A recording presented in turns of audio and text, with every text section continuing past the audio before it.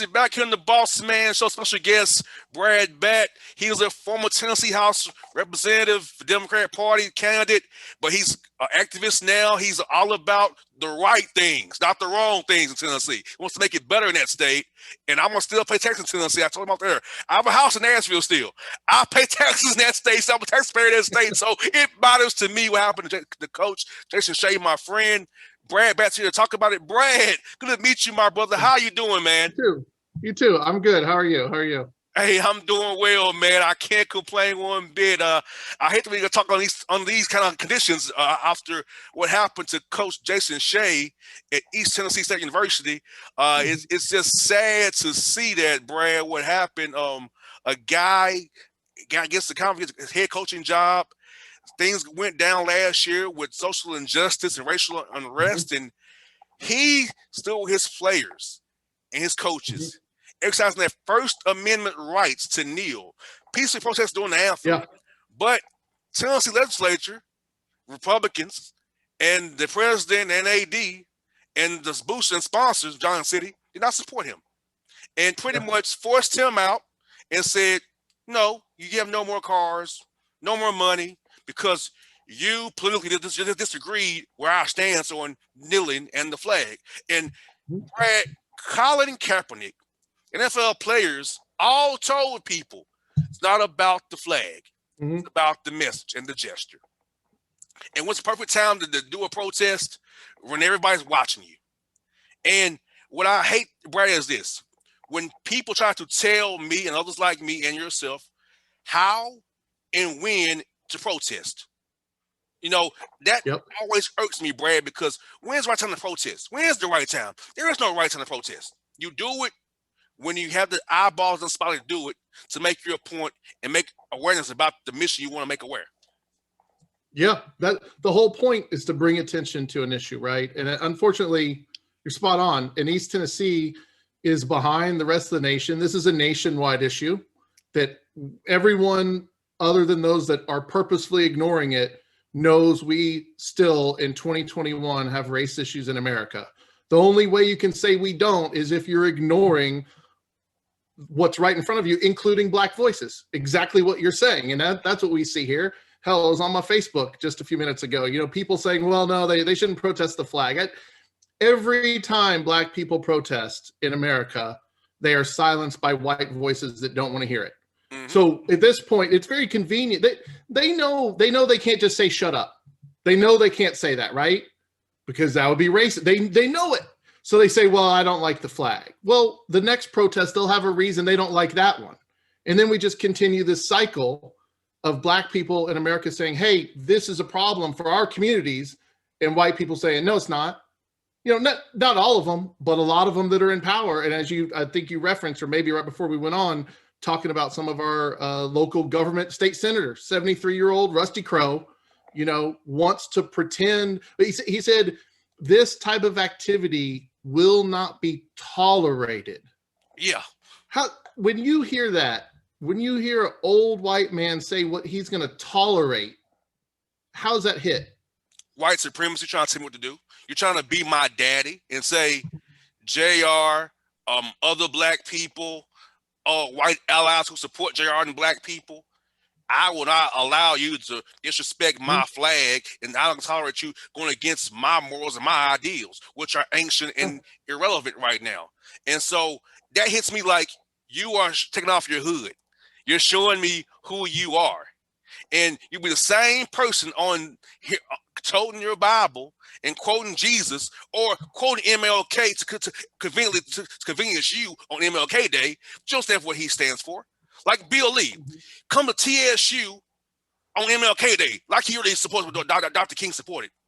Now, I'm so glad that Reverend William Barber called him out that day in his face about his hypocrisy. Because Tennessee is a poorly ran red state, like Georgia is too. Let's be honest about that. True. 10 care should have been expanded years ago.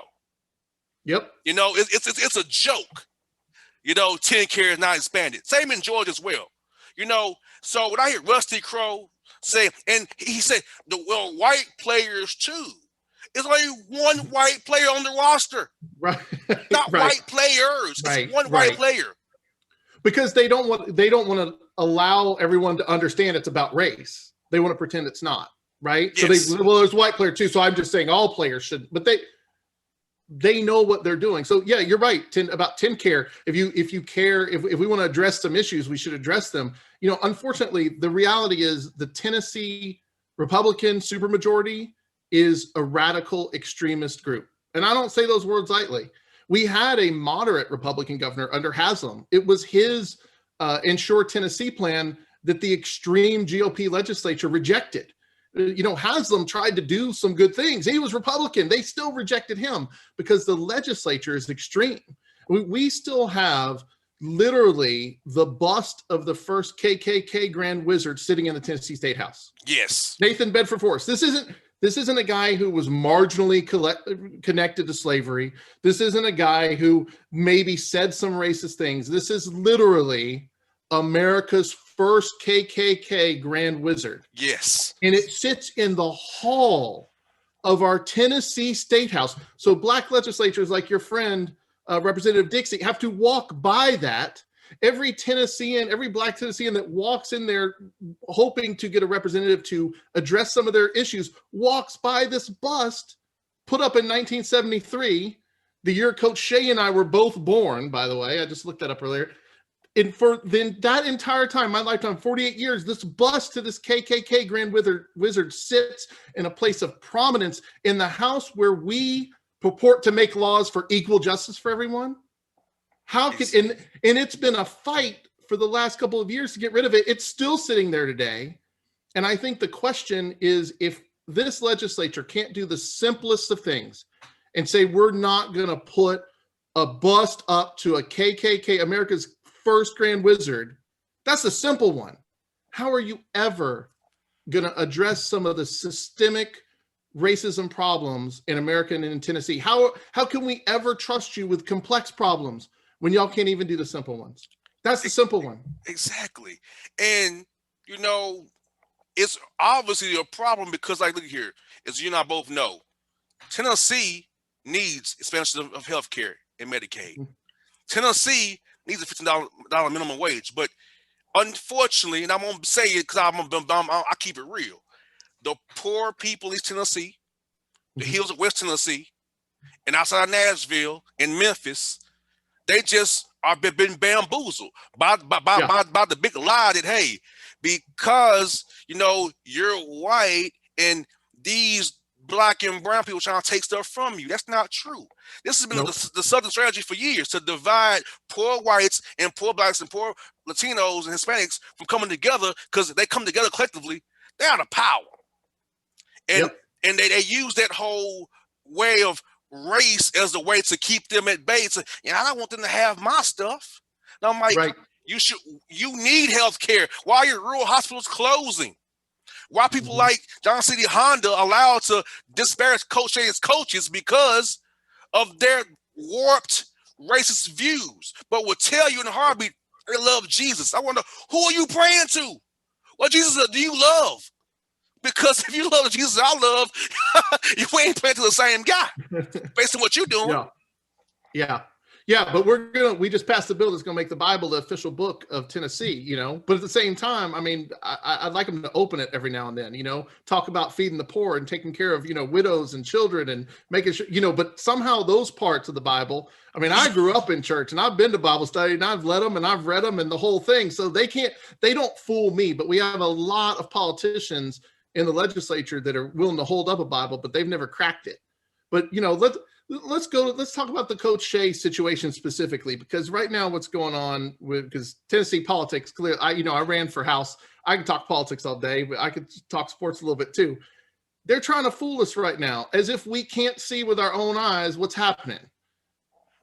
Coach Shea was a first-time Division I head coach. He has a long record of being an assistant, including many years at Tennessee. When their program was doing really well, he has this long track record. I think it's 5 years. He was an assistant here at ETSU before Forbes left. Mm-hmm. So we have this great men's basketball team that we're very excited about, and they had their tournament berth stolen because of COVID a year ago. They were 30-4. I mean, I don't know about you, but I was excited. You know, I love Forbes. They're like, Steve is my guy. Prime to make a deep run, right? Who doesn't love seeing like a mid-major make a deep run of tournament and knock off a couple of big-time schools? And they had that taken from them, you know. And then Steve Forbes left. Why? Because that's what coaches do, right? Isn't that, if you're a coach, if you're an assistant, you try to move up until you get that head coaching job, right? Yes. And you build a program, and then at some point you might get hired away because you've built, and that's exactly what Steve Forbes did, built a winning program. Now he's at Wake Forest, right? So here comes first-time Jason Shea, and you're going to tell me this guy that's been assistant for all these years, after 1 year as an NCAA head coach, Division I, in a program he's already been in for 5 years, where he cares about these players, where they say he treats them like family, where that you've created a culture in this basketball team. You're going to tell me 1 year into a 3-year contract he just resigns? Come on, don't lie to us. Just be honest about it. He didn't walk in there and just resign. We all can read between the lines. There's pressure here. And so the owner of JC Honda has already admitted that they pulled the cars. The players knelt, and actually they've been doing it for a while, right? But then it got in the paper.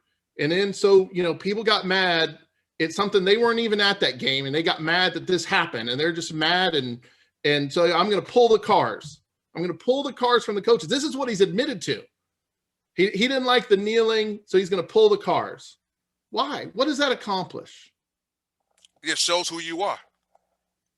That's literally the supremacy. It's trying to hold your power over someone else. Why don't you try to learn from this coach? Do you think he doesn't know his players better than you might? You know, exactly. Johnson City Honda owner. Do you think he may not understand? Why don't you listen? Why is it that we always have to listen to the person who's got the money and the power when their opinions are ignorant of the situation? And they're trying to say what these old white men are trying to say what these young black men are protesting for, but they won't listen to the young black men. And I don't understand it. I don't understand why we can't listen when someone's saying, here's something I feel so strongly about, I'm going to kneel. They know that's going to cause controversy, right? Mm-hmm. I mean, the Colin Kaepernick happened 4 years ago. This isn't new. They know. And so they say, I still feel so strongly about it, I'm going to do it. And then these guys like Joe at Johnson City Honda won't even listen to these young men. I find that really sad. Well, Brad, I'll share some with you right now. There's certain schools in Tennessee, I won't say it on live, but I can't cover their team because I don't stand for the anthem. Certain schools, it's a state school in Tennessee that I won't say the name of live, but I can't cover their games anymore because I won't stand for the. I was asked to stand for the anthem. I said I don't do that. I sat during the anthem, and it wasn't appreciated. And I was pretty much told I'm no longer welcome to cover their teams because I don't respect because you white America wants to demand out of you love for this country regardless of how the country's treated you. Is that fair? No, it's not fair. How dare you, how dare you say something bad about America? How dare you say my experience has been this? How dare you? Right? And I think the opportunity here, I want you to stand for the anthem, right? But I don't want to tell you to. We should all collectively say, let's fix these problems so I can stand next to you, because we can say, yeah, now we do have justice and equality for all. But that's not where we are. Exactly. And my thing is this, I've been told, Brad, I need to assimilate. I need to get with the program. And I'm like, from older white men who I've respected at one point in time, I was told to pray about it. And I'm like, well, let me tell you this. It's been 400 years and prayer ain't helped. Ain't changed a damn thing. Okay? I said, you put your head. I was told to read Romans 8. I will not. It's not going to change what I'm talking about. It takes people like you, my former white friend, to speak up. Because what is it? It's not the words of my enemies, silence of my friends. And all you want to be able to be silent and read your Bible. That's not helping push the issue because you don't want to cause a controversy. Mm-hmm. I'm like, then what is there to discuss? You say you understand, you hear me out, but then you don't do nothing about it. I'm like, you're not being for real because I'm willing to put my name on it, put my money where my mouth is. Same I'm doing like I'm doing for Coach Shay right now. I'm about it. If wrong is wrong, I don't care what it is. Wrong is wrong. I'm gonna speak on wrong. Yeah. I'm gonna call out wrong. Yep. But don't vilify me for speaking my truth based on my life experiences. Yeah. I grew up poor and marginalized. I grew up in the hood. I know what it's about. I know what bad policy is and how it affects you. Yeah. I've lived it. Yeah. So let's. And when I hear my white friends tell me this, I'm like, I said, you don't even know the half. So if you don't want to even open your ears, don't give me what you think it is. I'm telling you, as a 34-year-old Black man, what life is and what life isn't. Yeah. Yeah. Yeah. And why can we not listen? Because I'll never know, but I can sit here with you. The least I could do is listen to your story, right? Because as a white man, I'll never know what it's like to be Black in America. The only way I can understand your experience a little bit is to listen. But I think we have too many people that I don't know why they don't want to address this issue. I don't know why they're not more empathetic. I don't know why they can't get past the idea that their white experience in America might be drastically different than someone else's Black experience. I don't think it takes a deep reading of history or news to understand. Like, it can't be that everyone else is wrong. I mean, we just saw today Major League Baseball pulled out of Atlanta of the All-Star game, right? Was it Atlanta or somewhere in Georgia? Yep, Atlanta. Okay. Is all of Major Baseball wrong? Major League Baseball, and they're real conservative. Wrong. They just want to be woke, right? They're just virtue signaling all the crap you hear. They're just no. We have a political war going on right now where Republicans are trying to take away votes from people of color to the point in Georgia where they're making it illegal to hand out water and food to voters in line. I'm not telling you anything you don't already know, but someone might not know this.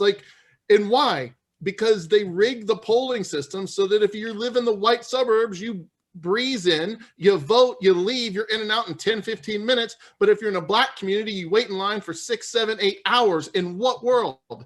They could have passed laws to say we're going to make more polling places. We're going to ensure voting never takes anyone in America more than 30 minutes. We're going to do these things. No, they said we're gonna make it illegal to hand out water. Yes. I mean, I can't imagine waiting in 8 hours to vote. I have never waited that long. Some people during the primary in June. It was raining that day in Atlanta. It was raining. People there for 8, 9 hours in the rain could have got sick in the middle of COVID. But Brian Kemp, the purge pimp Brian Kemp, to cheat himself, did it. And the machines were down that day too. They got to go to court, get it hours extended. So he plays with the machines. He purged you without you telling you. And people talking about Brad Raffensperger. He only did what he had to do because he's on tape with Donald Trump. He's no hero. He's no saint. He's all for it. Gabe Sterling too. All of them, they're all about suppressing the vote. These are the rules, Brad, that they pass themselves. Right. And we use their rules and outnumber them. So therefore, they change the rules again. It's the same thing. We're repeating it over and over, right? It's a poll tax, but it's the new one. Yes. It's a new version. Same as the old one. And they always want to talk about respect. And so Black players kneeling for justice is disrespectful. You know, if you get angry, that's disrespectful. But these old white people go behind closed doors and create laws that are disrespectful to freedom, to justice, to equality, to our Constitution, to everything we pretend to hold dear. But they do it they don't curse and they don't raise their voice. They're just very civilized, right? And they go in and they write laws that take away rights from people. That's not respectful. So I don't, it doesn't hit with me very much. I see this a lot in the Tennessee legislature when they get called out, they kind of have their, they clutch their pearls and like, well, I take offense to that and, have a real moment, like they're going to, oh my dear. when they get called out for things they're doing that hurt people. And, unfortunately, they just don't get it. They don't see it. The Rusty Crows of the world, the Lumbergs, whether purposefully or out of ignorance, they don't get it. And I'm not sure if it's purposeful. It feels like it sometimes, because I don't think it's that hard to learn, to listen, to read. They don't want to learn. They don't want to learn. Yeah. They don't want to. That's what so they don't care. Yeah. So look at the opportunity right here we had, unfortunately, with Dr. Brian Nolan at ETSU, the president. This is an educational opportunity right in front of us. And what do we do? I know you're educating the students at ETSU, but you're the university in East Tennessee, and this was an educational opportunity for our entire community.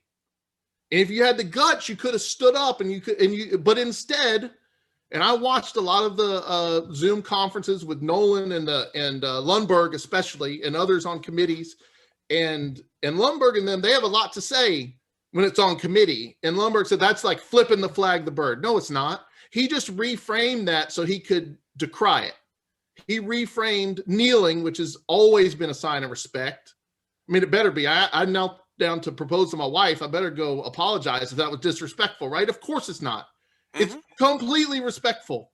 You kneel to show respect. You kneel when a referee went down the game the other day. I don't know if you saw that, Bert Smith. The other people knelt by him. Like when someone's in help, you kneel by when a player's injured. We play football field, and get injury. We kneeled with our helmets off. A knee. That's not out of disrespect. That is the pinnacle of respect. But when black voices start being heard, the white racists, they don't want them heard. So they're going to find some way to try to twist that narrative to say that their action that we all can see as respectful. Yes. And so I'm so tired of that. I mean, you and I both know with Colin Kaepernick and who's the Green Beret, Nate Boyer. Yeah. Right. They sat down as men. And I mean, Nate Boyer sent him a letter and said, I don't like what you're doing. I want to talk to you about it. And they sat down as men and hashed it out. And then they came away with a greater understanding, to the point where Nate said he's not going to kneel, but he's going to stand by Colin while Colin kneels. To me, that's solidarity. That's, exactly. Like, okay, I'm not going to take your exact approach, but I see what you're doing and I see who you are and I understand a little bit about you. And Colin Kaepernick said, well, I don't want to be I want to make sure that, I don't want anyone to be offended. I just want to, the attention to be brought to Black lives and to justice. And so they understood each other. So we had this moment here 4 years later in East Tennessee, because we're always a little behind. We're trying to catch up, right? We had that moment. This was our moment. And so far right now, we've blown it. We've blown it. We don't have a greater understanding. We haven't listened to Black voices. And now we've literally run young Black men out of this town.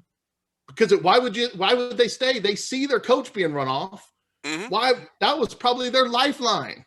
Yes. I mean, so why they're going to stay in this town? If they're going to run off a middle-aged white coach, if I was a young Black man, I'd be thinking, well, what are they going to do to me? Yes. I don't know. I don't blame them for leaving. And what have we learned? Nothing. And all these years, and Brad, what I've said on this show before, previously is that race, this is what the conservatives do and Republicans do. They twist their racism up behind the patriotism. They use patriotism as the way to cover their racism. Oh, we're about the flag. It's about the flag. It's about the country. The country you love was built on the backs of my people.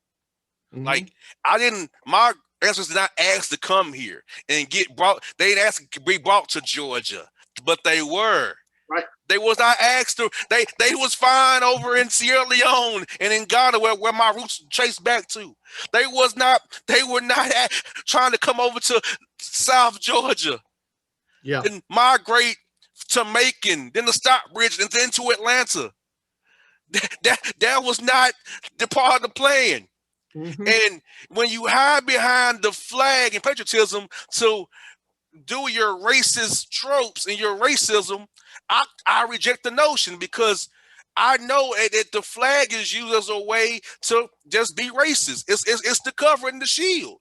But the NFL, even the NBA almost to a degree, the same thing. And I reject the notion. It's like you love the black culture, you monetize the black culture, but you don't love Mm-hmm. black people. And same with me in advertising. Like, since I'm black owned media, I don't get the same rates as I was black targeted media. Hmm. I catch it in advertising.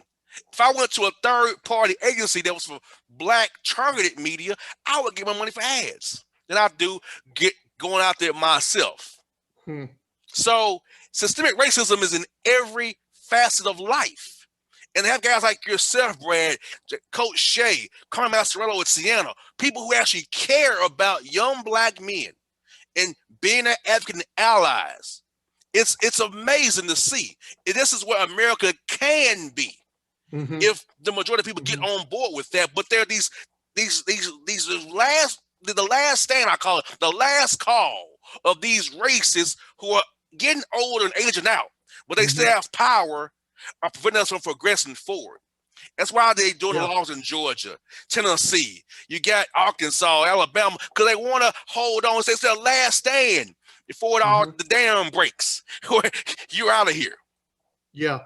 Yeah. And they don't realize the strength of all of us coming together is so much more powerful than what the white supremacy you're trying to hold on to. That's shameful and ignorant and goes against progress. Exactly what you're saying.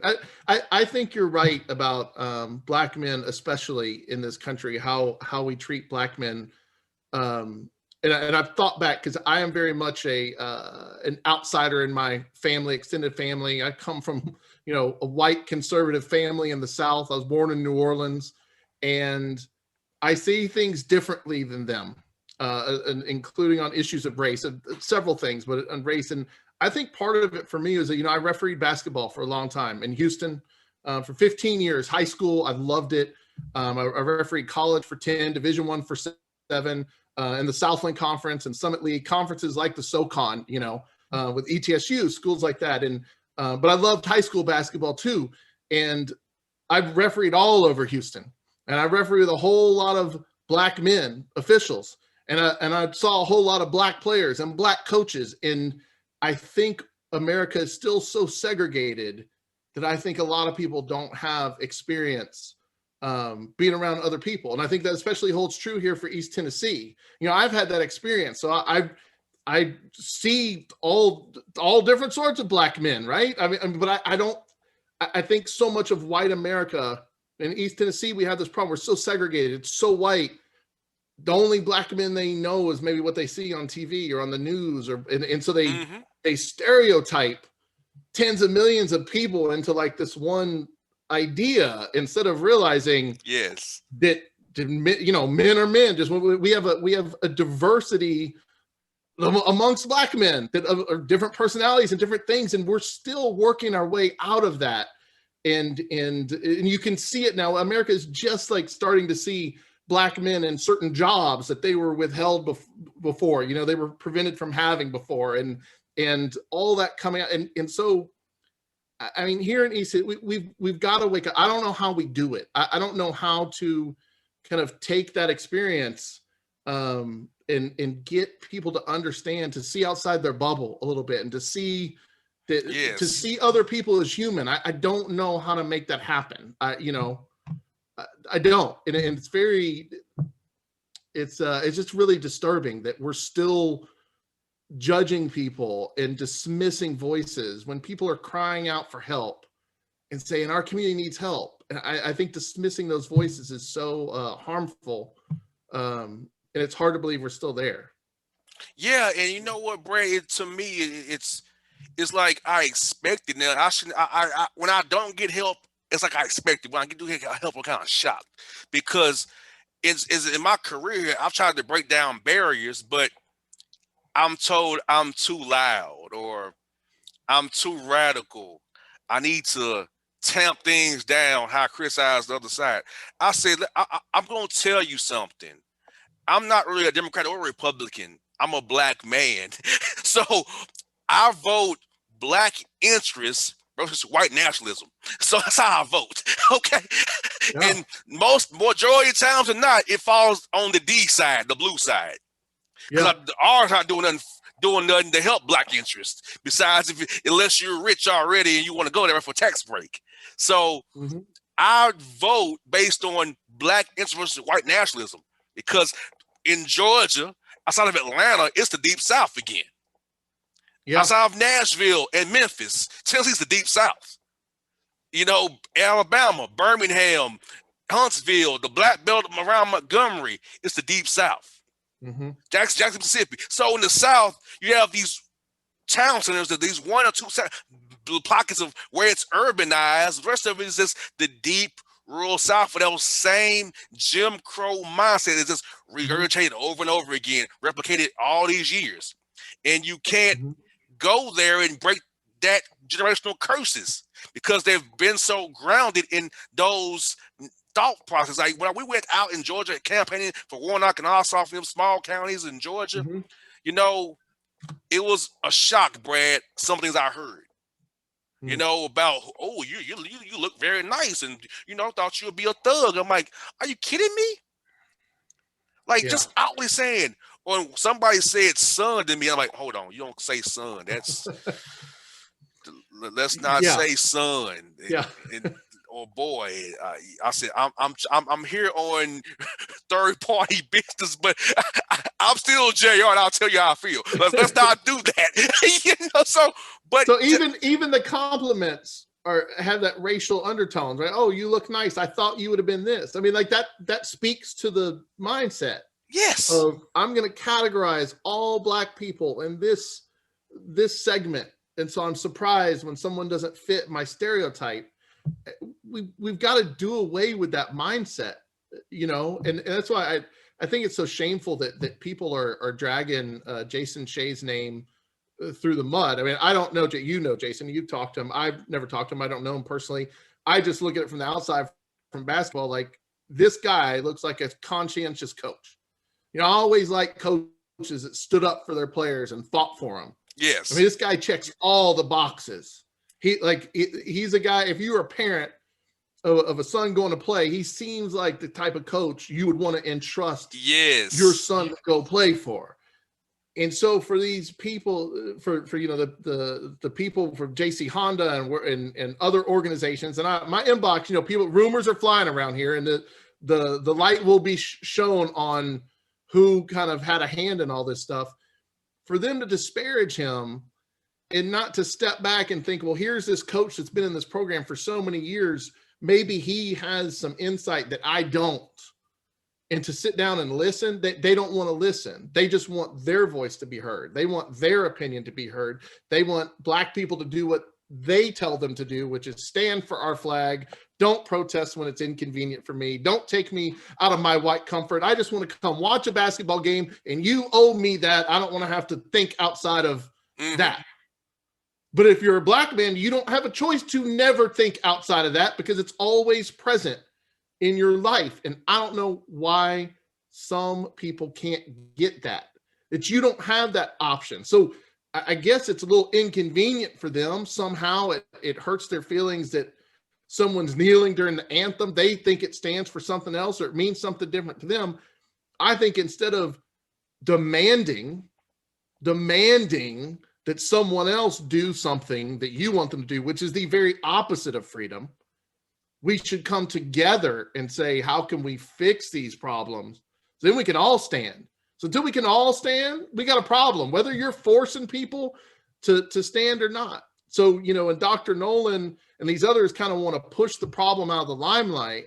They don't want to be inconvenienced by the controversy. Exactly. Well, that's not solving a damn thing. That's not solving anything. That's solving your goals, maybe, of Brian Nolan. He probably, like an assistant coach, wants to go to a bigger university at some point, right? So he's probably, you know, I don't know what he's doing, but I can kind of guess. Is he kissing the hands of those that he thinks he needs to work his way up? You know, he didn't get that UT gig a few years ago, but he might still have his eye on it, right? So he doesn't want this controversy. But that, to me, isn't real leadership. Real leadership is sitting down and saying, here's the thing, I'm going to go to the community and I'm going to take the backlash To me, that's what would have been great to see out of a university president, to say, to back up his coach the same way Coach Shea backed up his players. Because to me, that's a leader. The coach standing up saying, no, I'm going to take this heat. Because the easy thing for Shea would have been to do to say, no, we're not going to do that, right? Easy. We're not going to kneel. I'm gonna get this 3 year. I'm gonna put my goals and my aspirations ahead of it. But I mean, to me, that shows he cares deeply. Yes. He put it all on the line, and he paid the price for it. And his players are paying the price. That's wrong. Just that is wrong. Besides everything that they're kneeling for, we've got a lot wrong. But this is wrong. Added. Nolan and Carter prove why they're kneeling right now. Their actions just proved why they kneeled. Like, hey, you made the point for them again, idiots. That's it. It's the same thing. We're repeating. We didn't learn from Kaepernick 4 years ago. We didn't learn. We haven't made progress. It's the same thing. And this idea that, you know, we got a lot of people. The guy I ran against, he got primary, Van Huss. He was one of these guys that, a white guy that said, if you bring up race, that's racism, right? So Justin Jones, I don't know if you know him out of Nashville. He's led a lot of protests in the plaza, which our legislature then turned around and made camping. I don't know how much you're up on Tennessee politics. They made camping illegal. Yes, yeah. Because I said I have a house there. I have a house. I still know. I have a house there. So I keep out track of it. So Justin Jones helped with these protests, led these protests. They were out there for, I think, 60 days. And so instead of, you know, going down and doing your job as governor and talking to these people, listening to them, setting up a meeting, they refuse all that, and they pass a law, a felony. So they're going to not only arrest people and use the judicial system to unfairly target people fighting for their rights, they're going to make it so, don't miss this point, so that they can't vote. If they get convicted of a felony, that's not an accident. So we have all this going on, and it's the same thing on a smaller scale of, I'm not going to listen to you. I'm going to silence your voices. I don't want to fix hard problems. This is inconvenient for me, or I don't think it's a problem, so I'm going to ignore it. So it's the same thing going on in Nashville that now we have going on at ETSU. And how are we better for it? Just from a sports standpoint, is anyone going to tell me that next year ETSU men's basketball team is going to be anything other than shambles? I mean, they'll find someone to coach that was that. It'll be terrible because guys don't want to come there. And no matter who they hire, recruiting there is ruined forever. Yeah. They can't get no good players. Like, no, you're a racist. We're not coming there. Yeah. You know, because I have no idea why people go to Ole Miss. See, I don't know how young black players go to Ole Miss, but they do. But that's the SEC. But you're in the SoCon, ETSU, Johnson City. That's right. Nobody's gonna come to them unless they have to. Let's show the only offer they have, they're not coming. Yeah, and the kids know. I mean, they're better at the internet than anybody, and so you're not going to bury this. You're going to look 5-10 years from now. Any player that's looking at school, this is going to come up. This is. You know, it's a tragic commentary on our city, and I don't, you know, it's shameful. It's truly it's shameful. I'm shocked that we're not farther along than this. But you know, I guess in some ways the history is way more recent than we want to admit, and maybe that's part of it. JR, is that I think there's a deep shame in white America, because we know what we did. You know, I didn't do it, right? Like you hear this thing, white people say, well, I didn't have slaves. Oh, okay, great. I did, but America still did. America did it. The country still did. And it took us, you know, I'm from New Orleans. Ruby Bridges, the iconic photo that we've all seen of the little black girl, 6 years old, going into school, escorted by 4 federal marshals because that was the only way to keep her safe. That was in 1960. My parents were 10 years old. My parents who are still alive. Ruby Bridges is still alive. She's 4 years younger than my parents, not my grandparents, not my great-grandparents. This isn't ancient history. That's my hometown. My hometown did that. And we didn't at that point say like, okay, the Supreme Court ruled that the schools are integrated. That's that then. No. At every point when Black people in America have tried to go for justice, white racists in America have lost their minds and tried to claw it back. Teachers wouldn't teach, parents pulled their kids out of school, all because a 6-year-old little girl wanted to be educated. We should be ashamed that we put her through that, and she is 66 years old today. That's not ancient history.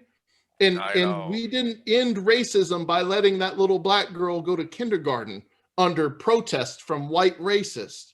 We still have problems that we've got to unwind, including generational wealth that people have been locked out of, property that's been confiscated, the opportunity to own land denied, the opportunity to vote denied. And then today to look at like the Georgia legislature and the Tennessee legislature and these grasps for white power that they're still trying to make in response to Black people gaining a little bit of freedom is just reprehensible. And so we can't, so it isn't the basketball and the firing of Coach Shea and all this is a microcosm of everything bigger that's going on in America, right?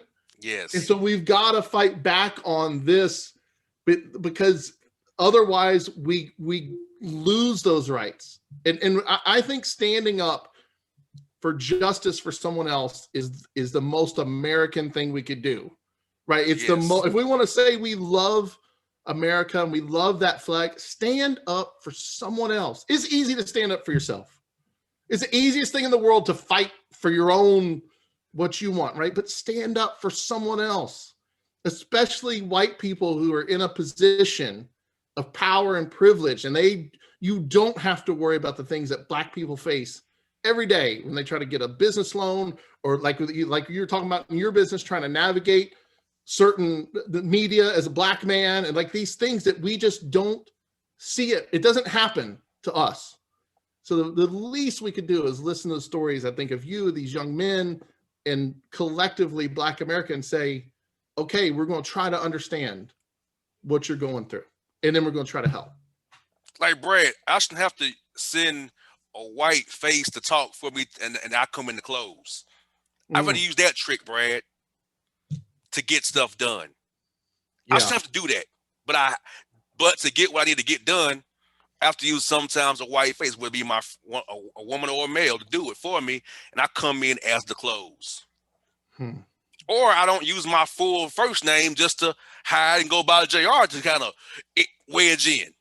So these are things that I have to do just to survive. That I had to learn how to get by, and this is America. And now people say to me all the time, we're building this. No, this is who we are. We need to accept who we are. And yes, we need to be better, but this is who we are right now. That's why I get just President Biden says we're building this. I'm like, no, this is who we are, President Biden. You know this. This isn't new. We have to be better. We have to be better, yes, but this is who we've been for years. The question is, who do we want to be? Who do we want to be? Not who we are. You're right on. That is who we are. We're always finding some group to hate. Why? We all want to sit down with our family and eat, and our friends, and have a job, and have community, and do meaningful things, and have, like, we just want to live our life. Everyone, we're all the same. We're different, but at our core, there is power in understanding how similar we are. Yes. But we have these people. You touched on it earlier. I mean, in Appalachia, it's very true that we have a lot of poor white people that have been locked out of education and healthcare and wages and and I think part of the problem in our politics today is that it's just easier to get a poor white man to hate a poor Black man than it is to solve the problems. And they do it while they're robbing us blind. These guys in power. Rusty Crowe's been in office for 30 damn years. He was a Democrat at some point. He changed when the wind shifted in Tennessee. He changed to be a Republican. He's just keeping his seat. He's nice and fat and healthy and got his position of power and making money, and he's not trying to do a damn thing for anyone. I just have no respect for how lazy Republican politics have gotten. It's race baiting. It's creating controversy. It's rage inducing. Like they drum up these ridiculous culture wars on everything from Dr. Seuss to Mr. Potato. They do it. Liberals don't care. I am accidental liberal. I think I wasn't even trying to be a liberal, but I have a lot of progressive friends and liberal friends. No one cares about Mr. Potato Head. No one no one's outraged at that stuff. We're outraged at human rights issues. We're outraged at the injustices we see. But the right creates this ridiculous war where they pit people against one another. And I'm not sure, you may have insight into the way out of that. I'm not sure how to fix that. That's, I ran for office, but my goals aren't just political. Like, I think we need a healing. I think, we need a revolution of loving one another and really and the only way you love someone is to understand them and where they come from. Exactly. I'll give you an example. My radio show. I talk to people all over the coaches all over the nation, from Eastern Washington all the way over to Frederick Dickinson, or to Siena, or down in Florida. These coaches in Texas, but we also in the comment. Come on my show, we have a great conversation. Me, a young black dude. A lot of these coaches are white in these country areas, but we connect over basketball and find common ground on basketball and build a rapport off of basketball, sharing stories off the Zoom call after the interview ends. So my method is using the power of the platform to bring people together to answer tough questions, ask tough questions about experiences, and hear your experiences, tell you my experiences, and figure out where we meet. Like, I talked to Coach this week. He talked about how he was from a small, poor city in Wisconsin, and now he's a head coach. I talked about how I grew up in the poor area of Atlanta. Look at me having a radio show. We're on a show together, talking about both our successes. I said, look, that's what we want to strive to. So my method is just talking, listening to understand. Not listening to debate, listen to understand. And let's make it a call to action together to get others to move on their hardened bias and stereotypes and move on to something better. Because I say all the time, Steve Kerr said this too, racism is a white problem. I can't solve racism on JR's own. I need my white brothers and sisters to help me solve it. Talk to the other white people who hear them more they will hear from me. Because I'm looked at it as a threat, not as a friendly face. I'm looked at it as an enemy in some cases. So I need my white brothers and sisters to help me in the fight against this. So that's how I see it, Brad. Just coming together, more mobilized, organizing people together, having summits where we just have honesty with each other and listening and understand where the mindset, where the backgrounds come from. We can dispel myths and move ahead from that. Yeah, I agree with you. I think I've heard the phrase, saying that black people have expended enough labor for America. It's not, we can't demand more work from black people to fix racism. I agree it's a white problem, and white people need to talk to white people, because there's nothing, you tell me if I'm right or wrong, there's nothing I can tell you about racism that you don't already know. Correct. But there is no, I could read all the books, I could do all the, and I could say, I live racism every day, I live it. Right. So I could read it and be like, oh, that's really, oh man, this is revolutionary. You'd be like, yeah, I live that, Brad. Like, I can't tell you about your experience. And that, so I think it is incumbent on white people to recognize this problem and to challenge in those, those white workplaces and white organizations and stuff, when people who are racist say stuff, and too often they get away with it. I think it needs to be challenged. I think, this guy like Joe, the owner of Johnson City Honda, and these other, they need to be challenged. Yes. A lot of them don't think they're being racist, but they are. Their actions are racist. You're silencing the voices of black players and black voices standing up for justice. That is the definition, the white supremacy, using your power over someone else. That's y'all are doing. Now, I'm not saying you're white supremacists, but your behavior meets the definition. So if you, Joe of Johnson City Honda, if you don't want to be labeled as a white supremacist, you got to stop doing white supremacist things. Yes. It's simple as that. So, and you know what? I don't think these guys like Rusty Crowe and Senator Lundberg, I don't think they want to be understood. I think they are just fueling and fanning the flames and stoking the flames of this divide. Because when they talked to Dr. Nolan, they had a lot to say when they were on camera. But then I know you saw this when Justin Canoe of the Tennessee Holler got him in the elevator doing an interview. Oh, they shut up real quick. When they had tough questions being asked of them. When they've got the floor where no one can challenge them and they can just say ridiculous things, that they say them. But when they're challenged a little bit and held their feet to the fire, they shut up. So that tells me they don't have sincerely held beliefs. They just know that this is a political wedge issue that they can use to keep their base pissed off. And if their white base in Tennessee is pissed off at black people or ETSU or the coach or whoever, then they can keep not expanding Medicare, Medicaid. They can keep wages low. They can try to do what they're doing right now and force this right to work into our state constitution, which is just a gift to every huge corporation out there. Like they're doing all this terrible stuff, but this is what's in the news because they're just keeping people pissed off at each other. And so Tennessee's hurting, as all of us are hurting.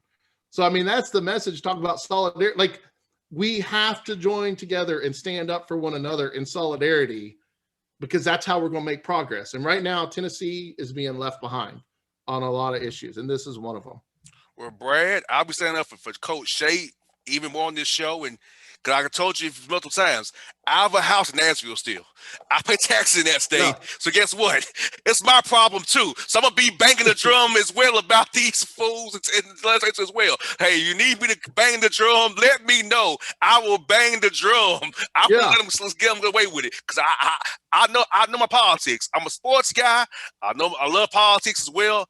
I know my politics. My master's degree is in public policy, so you can't fool me. I know how. I know how the cake is made, suckers.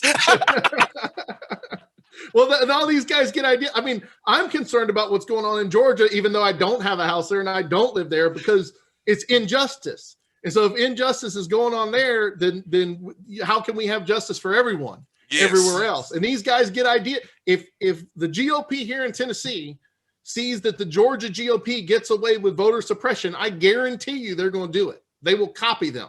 Oh yeah, I guarantee you. So that's why it's important that we stand up for each other, even if we are, a couple states away or one state away anyway. Well, Brad, I'm one with you, but hey, Brad, thank you for your time. But this was fun. I love talking politics and sports, and I think we're talking about Coach Shay, but supporting Coach Shay, man. I appreciate you, folks. The hashtag is support Coach Shay on Twitter. Hashtag it support Coach Shay. He's a great man. Had him on my show multiple times. Love chatting with him. He didn't deserve this, but we're gonna bang the drum for him. Coach Shay's a great man. His players are great young men. ETSU, you're wrong. You're terrible for this. And I'm going to make sure you feel the heat from this show and other people. We're going to be on you, Nolan, Carter, all y'all. None of y'all off the hook. Joe, Johnson, Honda, I got you too. I'll invite you on my show to talk to me. But you don't want this heat, though. You don't want the heat. He don't want JR's heat, though. He don't want my heat. You don't want it. Maybe he could learn something. He should. If he come in with a little bit of an open mind, he could. But as long as you're just trying to get people to understand what your belief is and force them to do what you want and using money as a power tool, that's not going to work. So I'm glad you're doing what you're doing, and I'm sure Coach Shay is going to end up somewhere where he's appreciated. And I'm sorry that it wasn't ETSU. It's shameful that this has happened, and we've got to fix this stuff. Yes, indeed. Well, folks, that's Brad Batt here on the Bossman Show. Check him out on Twitter. He's a great follow.